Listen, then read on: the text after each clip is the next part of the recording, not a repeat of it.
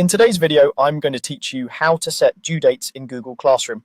By the end, you'll know exactly how to create an assignment, add a clear deadline, organize it under a topic, and control whether students can submit after the due date. Start on the Google Classroom homepage and open the class where you want to post the work. Once you're in, head to the Classwork tab at the top.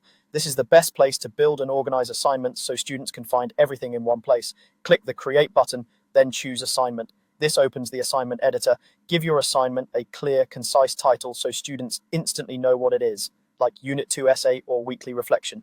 In the description box, add instructions students need to succeed, requirements, links, attached files, or how to submit.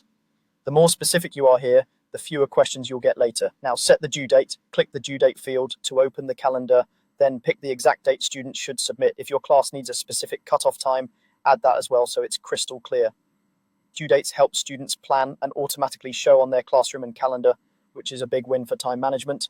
Next, organize the assignment by topic. Open the topic dropdown and choose the category it belongs to. If you have a topic like reflection paper, select that. Topics keep classwork tidy and make it easier for students to locate assignments by unit, week, or type.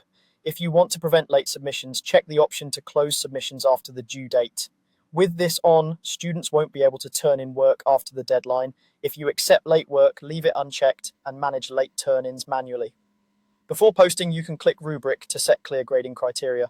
This is helpful for consistency and transparency.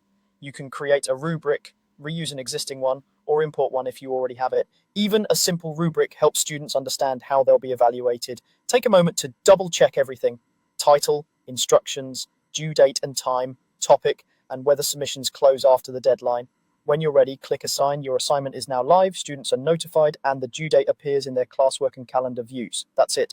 You've created a well-structured assignment with a due date, organized it under the right topic, and set expectations for submissions. Thanks for watching, and happy teaching with Google Classroom.